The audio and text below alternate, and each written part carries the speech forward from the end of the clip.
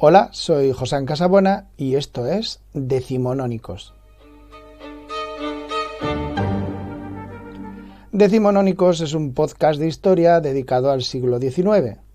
El XIX es, entre otras muchas cosas, el siglo del ferrocarril, la niebla en el Támesis, las grandes expediciones, la sociedad victoriana, la conquista del oeste, Jack el Destripador, los sombreros de copa, los corsés y, claro, es el germen de nuestro maravilloso sistema capitalista, ya sabéis. Este sistema donde el que no es feliz es porque no quiere.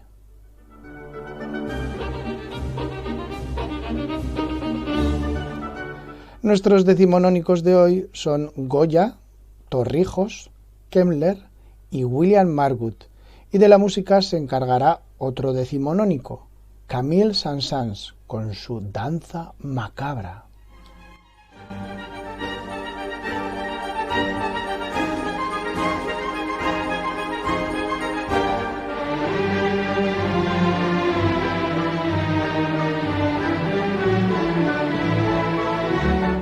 Y en este episodio, como ya lo habréis leído, vamos a hablar del ahorcamiento.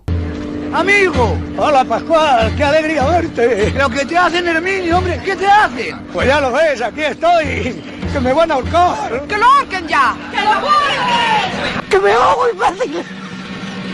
¡Bajadme, hijo de puta!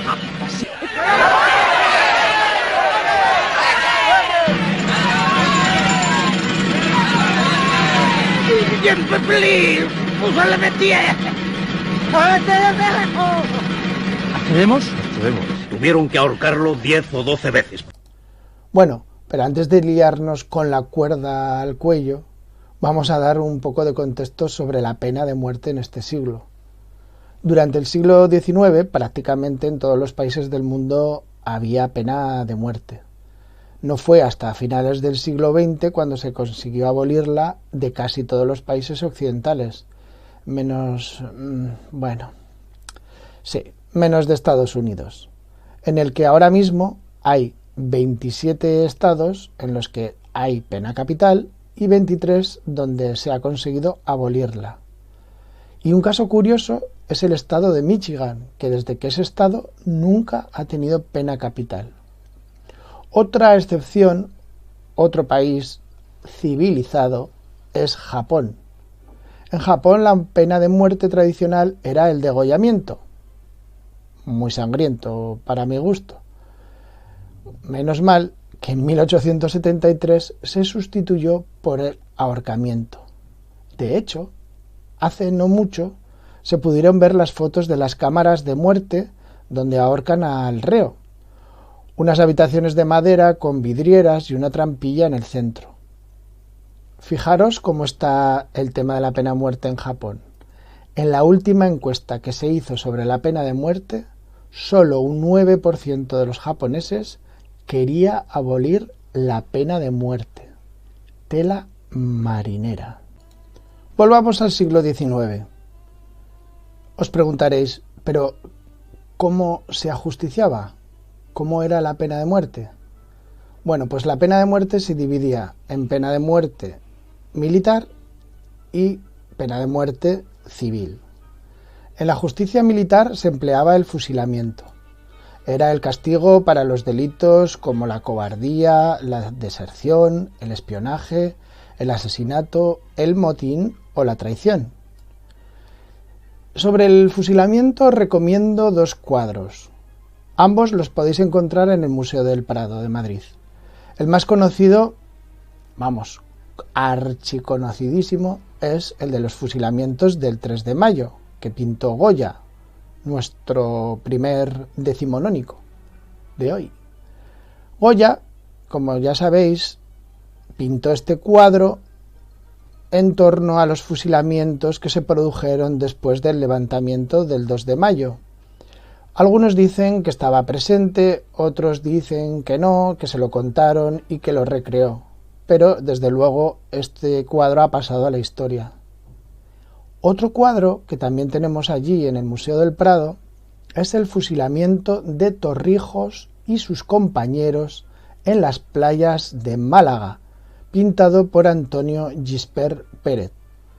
un encargo, por cierto, del presidente Sagasta. Y aquí es donde llegamos a otro decimonónico, Torrijos. ¿Quién fue Torrijos? ¿Y por qué lo fusilaron? Bueno, pues Torrijos fue un militar liberal que se alzó frente a la restauración del antiguo régimen de Felipe VII. Lo de Torrijos, desde luego, podría ser una película de aventuras de Netflix. Toda una vida de cárcel, exilio, repleta de aventuras, de espionajes, alianzas y traiciones. Lo malo es que, bueno, el final de la película de Torrijos, como ya sabéis, es siendo fusilado. ¿Y cómo fue?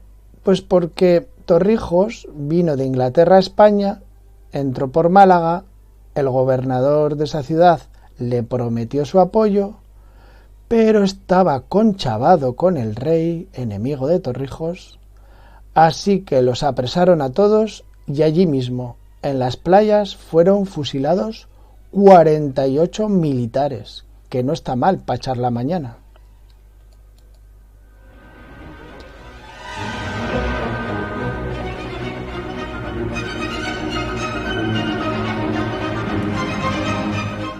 Y como os decía, lo otro es la justicia civil. En la justicia civil, sobre todo, lo que se empleaba era el ahorcamiento, del cual hablaremos más adelante. Vamos a hablar ahora de un método que también venía a sustituir el ahorcamiento y que fue muy moderno y muy novedoso. Este método es la silla eléctrica, que sí, se inventó en el siglo XIX, prácticamente casi al final, en 1890, y fue en el estado de Nueva York donde se adoptó para intentar sustituir a la horca. Y digo intentar porque al principio no tuvo mucho éxito. El primer humano muerto por este artilugio fue otro decimonónico, nuestro tercer decimonónico, William Francis Kemmler. Bueno, lo que pasó con Kemmler es de reportaje de Telecinco. La ejecución fue un desastre. El reo tardó mucho en morir, le salía el humo por la cabeza, mucho olor a carne quemada, y Kemmler pues tardó muchísimo más, incluso de lo que se tardaba con el ahorcamiento. Venga, vamos a ver más métodos para ajusticiar al personal. Métodos como la hoguera, la decapitación, el desmembramiento o la rueda ya prácticamente habían desaparecido en el siglo XIX. E incluso se introdujeron otros como la guillotina a finales del siglo XVIII, ya sabéis, la Revolución Francesa, la cabeza de los reyes rodando, vamos, todo un espectáculo. Y un caso aparte es España, porque aquí teníamos ni más ni menos que el garrote vil.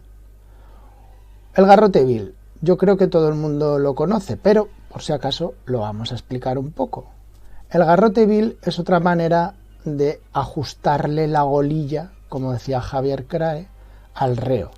Pero en este caso no es a través del ahorcamiento, sino que es a través de un sistema de palanca que hace que un virote apriete el cuello y el reo pues muera asfixiado, entre asfixiado y rompiéndole el hueso de la nuca. El garrote vil fue en 1820 y no sustituyó del todo el ahorcamiento, porque a la vez que se utilizaba el garrote vil se seguía ahorcando, pero sí que consiguió imponerse como la práctica más utilizada aquí en España. En el resto de los países, la reina era la horca. Y existían varios tipos de ahorcamiento. Por un lado teníamos la caída corta, lo que se conoce como la caída corta, que se llevaba a cabo colocando al prisionero condenado en la parte trasera de una carreta, caballo u otro vehículo, con la soga alrededor del cuello. El vehículo era entonces desplazado, dejando a la persona colgada de la cuerda. La muerte, como podéis imaginar, era lenta y dolorosa, ya que el condenado moría por estrangulación. lo más común era que se usara una escalera y se forzaba al condenado a ascender. Se colocaba luego la soga alrededor de su cuello y se retiraba la escalera, dejando al condenado pues que la fuerza de la gravedad funcionase. Había veces que incluso el verdugo se subía encima del ahorcado para forzar a que la ejecución fuese más rápida. También se usaba un banco, era bastante habitual, en el que se requería que el condenado quedase de pie para luego retirarlo de un puntapié. Otra forma de ahorcamiento fue el ahorcamiento por suspensión. Al reo se le ponía una cuerda al cuello y se tiraba de él hacia arriba, normalmente con una polea.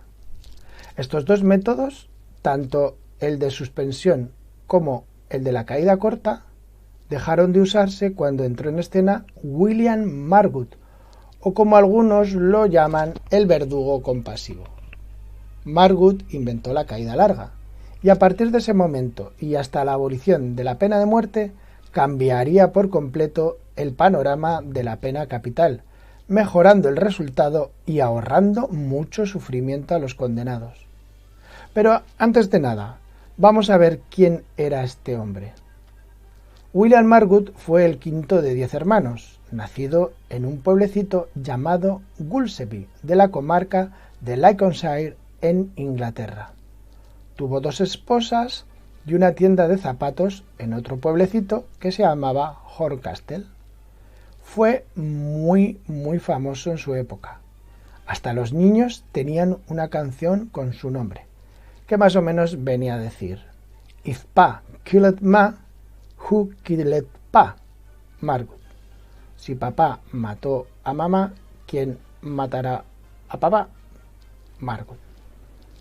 Las personas que lo conocían decían que era una persona amable y educada, y que asumía con naturalidad, incluso con cierto orgullo, su oficio. No se sentía culpable por ejecutar a tantas personas, y decía que por las noches dormía igual que un niño. Era tan profesional que tenía tarjetas de visita en la que mencionaba su ocupación. El texto de esas tarjetitas decían: William Margut, verdugo público, Horncastle, Lincolnshire. Y es que parece ser que el oficio de verdugo no lo hacía por dinero, lo hacía más bien por prestigio, fama, viajes pagados. Vamos, era un influencer de la época. Y por supuesto le daba mucha publicidad para su tienda de zapatos y botas. Y bueno, claro, muchas personas querían comprar allí. ¿Cómo no tener tus zapatos hechos por el famoso verdugo? Y seguro que os preguntaréis que cuánto cobraba Margut. Bueno, por su oficio tenía un sueldo de 20 libras anuales fijas. Eso ya todos los años se lo llevaba, 20 libras. Y por cada ejecución cobraba 10. Más o menos he hecho los cálculos para saber cuánto significa este dinero, y más o menos hoy en día serían 2.000 euros al año y unos 1.000 euros por cada ejecución. Una cantidad que, bueno, no está mal del todo. La notoriedad de Margut en prensa escrita fue muy notable. Entrevistas, reportajes, y es que sus aportaciones técnicas supusieron un antes y un después.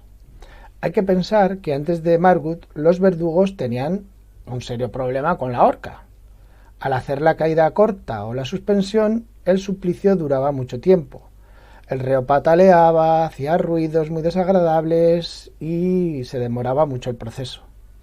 La nueva técnica inventada por Margut consistía en colocar el nudo de la soga bajo la oreja izquierda y calcular con precisión, según el peso del condenado, la longitud de la caída para que quedase inconsciente de forma inmediata y muriese poco después. Margut comprobó que, por ejemplo, una persona de unos 50 kilos requeriría de una caída de 3,43 metros. Con esta nueva técnica, el ejecutado no tenía que sufrir la larga agonía y asfixia de otros tiempos. y tampoco era desagradablemente decapitado como ocurría cuando a los presos los lastraban mucho. Con este procedimiento no había error. Se realizaba un traumatismo en el cuello y el reo moría casi inmediatamente. La primera persona ejecutada con este método por William Margut fue Frederick Horry, ejecutado en el castillo de Lincoln en Lincolnshire el 1 de abril de 1872. A partir de ese momento, Margut, a lo largo de su vida, ejecutó a otras 180 personas más. Algunas de ellas fueron ejecuciones muy famosas, como la de Henry Wadsworth, un fabricante de cepillos que asesinó a su amante, la enterró, la ocultó durante mucho tiempo, pero luego apareció el cadáver y, por supuesto, en aquella época no se andaban con chiquitas y fue ejecutado. También fue famoso lo de Charles Peirce, el ladrón y asesino victoriano, cuyo nombre infundió terror en los corazones de aquella época. También ajustició a alguna mujer, como Kate Webster, una sirvienta irlandesa que asesinó a su patrón. También fue famoso la de Percy Lefroy Mapleton, que asesinó a Isaac Frederick Gold en un tren porque quiso su reloj y fue arrestado casi de inmediato, escapó y al final fue condenado, ahorcado el 29 de noviembre de 1881. Vamos, toda una trama. También fue conocido lo de Dr. George Henry Lamson, que envenenó a su cuñado. Su cuñado era Percy Jones y este doctor le puso acónito y lo mató. ¿Y por qué matas a tu cuñado? Os preguntaréis, ¿cuál es el motivo por el que matarías a tu cuñado? Pues bueno, pues en este caso fue para heredar algo de lo que tenía, ya que, bueno, su cuñado era cuñado, estaba lisiado, pero debía tener bastante dinero y George Henry Lamson lo quería. Así que nuestro amigo Margut le puso la cuerda en el cuello y acabó con él el 28 de abril de 1882.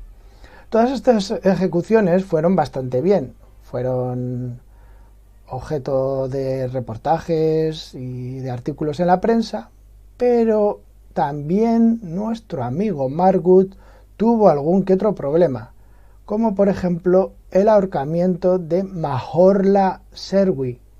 Mahorla Serwi, ya casi podéis ver que su nombre es un poco raro, pues claro, era un irlandés y por eso tiene un nombre en gaélico. Pues Mahorla Serwi no lo pasó muy bien. Hubo un incidente en su ejecución, y es que al parecer Margut no le puso bien el nudo en el cuello, y entonces cuando cayó la cuerda deslizó, no se produjo el efecto que se tenía que producir con la caída larga, y el reo tardó no 2 ni 3, sino que tardó muchos minutos en morir. Y a pesar de que tuvo mucho hate por eso, y que casi lo cancelan, no en Twitter, sino en la prensa escrita, Margut salió reforzada, tuvo alguna que otra entrevista y por supuesto continuó su carrera. Margut, la verdad es que fue muy querido por su público y recibía muchas cartas, muchas visitas, fue entrevistado muchas veces y al final, pues bueno, murió.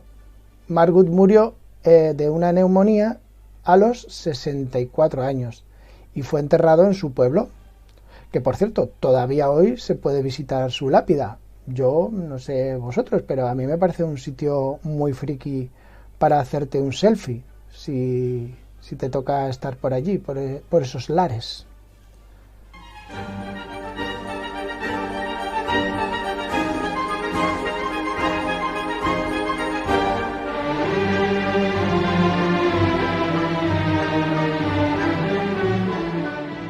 Y bueno, hasta aquí este capítulo. muchas gracias por escucharlo. Si te ha gustado, compártelo y escribe en los comentarios cualquier cosa que te apetezca. Un abrazo y hasta la próxima.